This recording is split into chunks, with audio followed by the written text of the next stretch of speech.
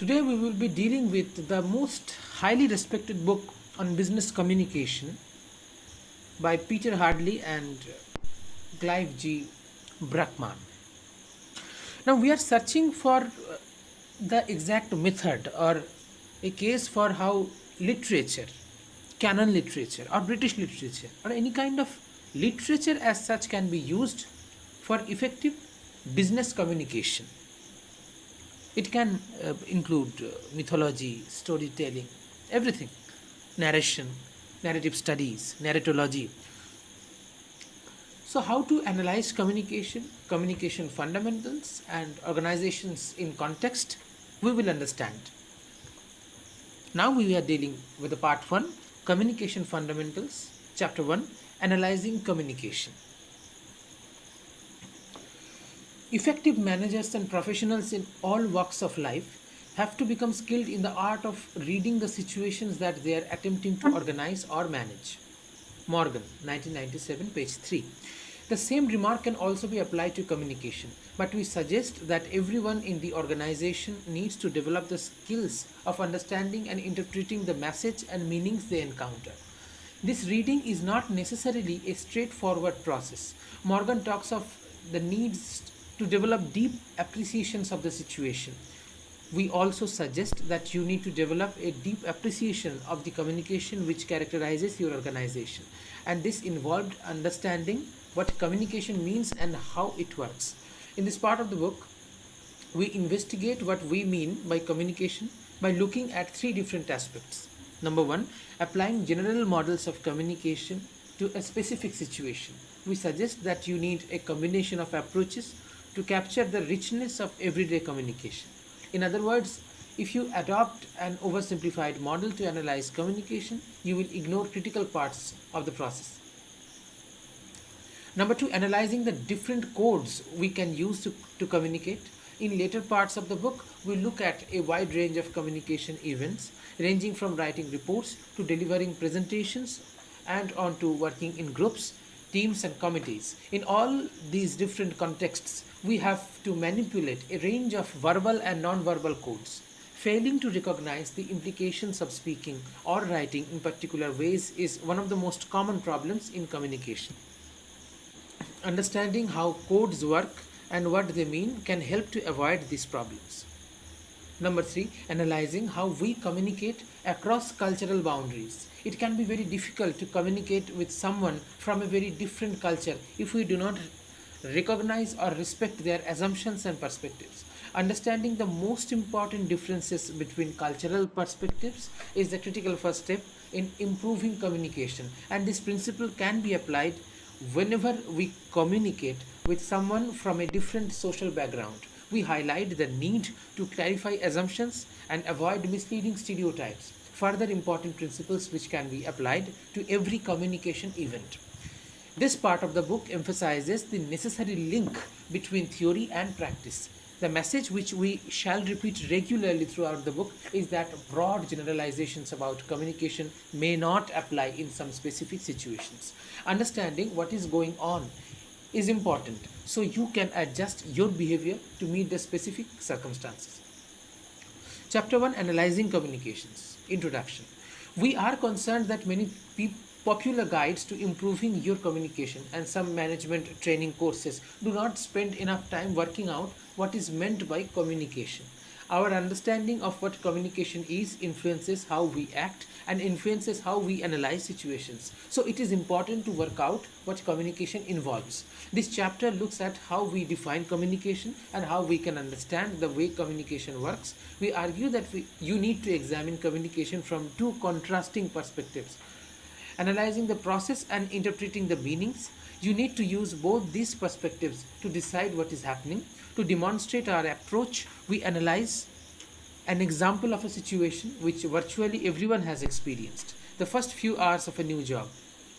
This analysis shows that even simple everyday interactions are worth analyzing in some depth to unravel the complexities of communication. Objectives. This chapter will show how our personal definitions of communication influence how we act. Number two, review popular models of communication and explain why we need a more complex approach. Number 3, introduce our approach, the communication triangle. Number 4, outline a practical example of communication in the workplace and show how we can use the communication triangle to analyze it. So, analyzing communication. Number 1, communication and action. Deciding what we mean by communication is not just an academic exercise. As human beings, we act on the basis of our perceptions and beliefs. So, if we have a particular view of human communication, then we will act on that view. If we have a faulty view, then our behavior may cause problems. An example of how managers act upon their perceptions and cause problems will make the point clearer. Consider Fred Davis, recently promoted telecommunications manager, who is responsible for implementing new telephone, voicemail and email systems in a large organization which has recently gone through a merger. This case is described by Finn and is based on experiences with organizations implementing new technology. Fred is not having a good time. He has received several messages from senior management who are unhappy with the new voicemail system. He knows there were 700 complaints about the system in its first week. He knows that fewer than half the employees turned up for training sessions, and he knows that some units within the organization have purchased answering machines and cancelled their voicemail service. Fred is also worried because he knows that the organization will have to switch to a new email system in the very near future, or the computer network will not be able to cope with the traffic. What makes it even more frustrating for Fred is that he cannot see where he has gone wrong. From the technical point of view, the changeover went very smoothly and the system can achieve everything which the organization wants, but only if people use it properly. What is Fred's problem? The main problem is his failure to manage. This is based upon his. So, what is Fred's problem? The main problem is the failure to manage. This is based upon the perception of his role and his belief about how he should act and communicate as a manager. He sees himself as an expert and as a doer. He makes decisions based on his expert knowledge and then concentrates on making those decisions happen. During the planning and installation, he arranged everything in precise detail. What he did not do was communicate in any meaningful way with the prospective users of the new system. He did not make sure that the users knew exactly what was happening, why it was happening, and how they could benefit from the new system. He had not built a consensus within the organization which supported his plans. Of course, such communication would have slowed him down and he would not have been able to implement the system in such a short time. But a system which is not used cannot be effective. Unless Fred reconsiders his role very quickly, his career in this organization will come to an end. He needs to think what managing really means and what he can achieve by working with and through other influential members of the organization. Only by adopting a new managerial style will he be able to rescue the situation. He has not yet begun to shed his doer role to become an enabler. In the same way that we all have views about how to manage, which may be more or less effective, we also have views on how to communicate. In other words, we have an implicit view or theory of communication. Now, different views of communication. If different views of communication have very real practical consequences, what are the main differences? See, Philip Clampett suggests that managers typically use one of three different approaches to communication: the arrow, the circuit, and the dance. Arrow managers believe that communication operates one way, and in firing an arrow, if your aim is good, then you will hit the target. If you have a clear message, then you will communicate. On the positive side, arrow managers may well spend some time working out their ideas and making sure that their messages and instructions are as specific as possible. However, as we shall see throughout this book, it can be very dangerous to see listeners as simply passive processors of information. It is also very difficult to construct messages which are absolutely unambiguous. Arrow managers can also be insensitive to possible ambiguities in what they say and how they say it. For a couple of examples of misdirected messages, see box number 1. Simple messages can fail. During the Second World War, an acrimonious discussion broke out at a meeting of the combined chiefs of staff of Britain and the United States. The argument was over a proposal by the British to table a certain document. It went on for some time until one person pointed out that both sides wished to discuss the document. The problem was the differing meaning of the table. The more common British meaning is to put forward for discussion, which in the United States it means to postpone the discussion indefinitely. The head office of an organization manufacturing pumps received a telegram. Send urgently model XYZ pump rubber impeller, as the pump model was available with both rubber coated and steel impellers. They duly sent the rubber coated impeller version. What the branch actually wanted was a rubber impeller for the pump. The branch had to remove the impeller for the customer and then return the pump to the factory. This meant considerable expense, all because someone wanted to reduce a message to the fewest number of words. Prepositions are important words in this case. The intended for was interpreted by the receiver as with. In contrast, circuit managers concentrate on communication as a two-way process, emphasizing the importance of feedback. They usually emphasize the importance of good listening and trust in relationships. Klumpit argues that this approach also has some weaknesses. In particular, he feels that circuit managers can overemphasize agreement and fail to recognize real differences in views within the workplace. Circuit managers may assume that disagreement is a simple matter of poor communication, and that more communication will almost automatically lead to agreement. It may be that more communication is necessary to work out how and why we have different opinions and values, and we shall see some examples of this in chapter 3, intercultural communication.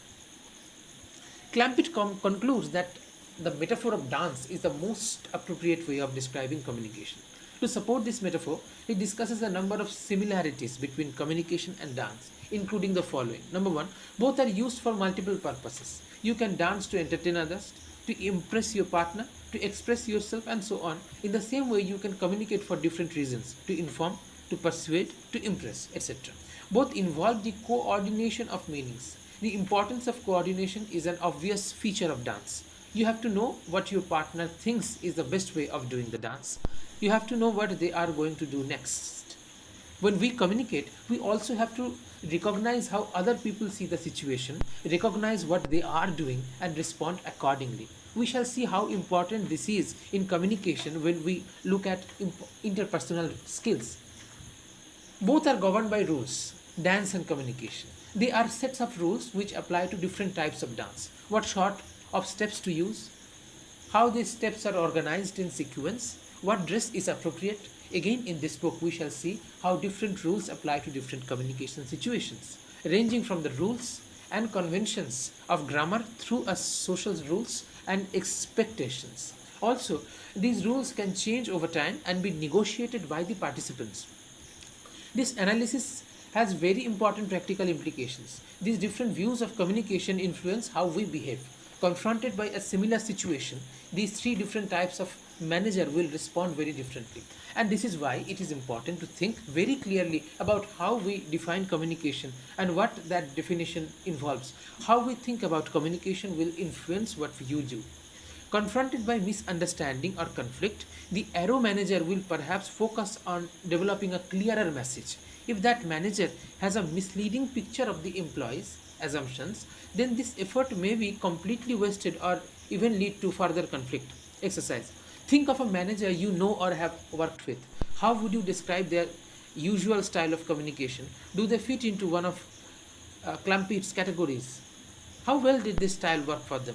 So you need to check how you think about situations and be prepared to revise your thinking before you decide how to act in them. The importance of our perceptions and beliefs is a theme which will be repeated many times in this book. Another business example of the importance of flexible thinking is the confusion that sometimes surrounds new ideas for products. See box 1.2 for a few examples. What do we do with this? The following examples illustrate how organizations need to think flexibly and what can happen when they do not. One large company lost a market opportunity worth millions when it decided not to purchase the right to the xerographic process, the technology used in photocopies or photocopiers. It thought that the copying machine could only be used to replace carbon paper. It did not consider that copiers would be used by the receivers of the documents, who could then make multiple copies for distribution. The television companies were very alarmed when VCR first came on the market. They were simply worried about viewers taping television programs. They did not anticipate that the main use of a home VCR would be renting movies. The post IT note originated because scientists at 3M had developed a glue which was not very sticky. Rather than throw all the hard work away, the originator took time to investigate possible usage for a temporary glue. He developed some trial products and persuaded colleagues to try them. They clamored for more, and a new product line was launched. Analyzing communication. Our approach is based on what we call the communication triangle. We suggest that you need to think about communication by putting together two different perspectives. Number one, define the process. In other words, you need to examine major components of the communication process and the sequence of events which are taking place. Number two, interpret the meanings. In other words, you need to investigate the social and cultural context and the historical background to see how the participants interpret what is going on. Once you have compared these approaches, you can identify any differences in perceptions and develop an appropriate action plan. In the rest of the chapter, we shall explain these different perspectives and show how you can put them together to arrive at a clearer picture of what communication involves. Before we introduce these perspectives, here is a practical case study you can analyze. Case study, first day on the job. You have accepted a new job as a technical writer for a large engineering company. Read through the following account of what happens on your first day. We shall give you our analysis later. As you read through it, note your opinions on, define the process, interpret the meaning, action plan. So how you feel about the way you are treated. Number one. Number two, how the other members of the organization communicate to you. Number three, how you would analyze the communication habits of this organization. Number four, how you could improve the communication to new members if you were the manager. You arrive at the main entrance on the morning of your first day. You are obviously anxious to make a good impression, but you are also somewhat apprehensive as you have been told by friends after you accepted the job, unfortunately, that the company has a reputation for being rather formal and bureaucratic. When you report to the security desk, the receptionist checks your details very carefully and then gives you directions to the cubicle in the open plan workspace which was used by your predecessor. You find the cubicle after spending some time hunting around the large open office. There is a desk, chair, a small filing cabinet and a desktop computer, not quite as powerful as you had hoped for. On the divider walls, there are a few out-of-date notices. The desk contains a few suites, two floppy disks and a memo pad. On the desk is a note asking you to telephone the department head, Jan Thompson, when you arrive. You remember that you met Thompson briefly at the employment interview. How do you feel about the organization so far? You follow the instructions on the note. In a few minutes, Thompson walks in carrying a stack of manuals, gives you a handshake and smiles. The following conversation takes place. Thompson, welcome to X Products. Hope you like the new office space. Here are half a dozen manuals. Read them to get an idea of the work we do. Later this morning, my secretary will bring over materials on our new dump truck project which you will be working on. Tomorrow, you will meet the engineer in charge of the project. Oh yes, please go down to the staff office sometime today. They want to complete your records. If you have any questions, don't hesitate to ask. But I have to go to a meeting. Thank you. I look forward to getting into this project. Also, I wonder if I could meet some of the salespeople you are work with, the kind of customers I will be writing for. Thompson hesitates for a few moments and looks away with a slight tilt of the head. You notice the change in eye contact and wonder what this means. Could it be surprise? Does Thompson now think that you seem a little over-eager to make a good impression? Thompson says you in due time and leaves the room. You are convinced by Thompson's tone of voice that you have spoken out of turn. How do you feel about the organization now? A little later, you receive the following phone call from Thompson's secretary, whom you have not met. Secretary, this is Bobby Dutoit speaking. I have been asked to ring you. If you have any word processing that needs special formatting, send it to me and I will get it done for you. Thank you. And can I have the file on the dump truck project? Secretary, I do not have the file. And by the way, I'm not your secretary. You, yes, I know that, but Jan Thompson said you would bring the material. Secretary, Jan may have said that, but I have not received it. When I received it, you can be assured that you will get it immediately. Looking back on these two conversations, how do you feel now about the organization and your colleagues? Before we try to analyze the case, we shall introduce one of the two perspectives we use to understand communication: the process model of communication. The definition of communication in many management texts is based on a model first popularized in the 1950s, the so called mathematical theory of communication. This was developed from work on telecommunication system. It aimed to show how information is transmitted from source to destination and to analyze what can affect the quality of the information during this process. This model then becomes very influential with researchers in human communication. Then the coming figure will show a simple model of this communication process. Communication is essentially a one-way process with which information passing from sender to receiver. This includes the following main concepts. Number one, codes.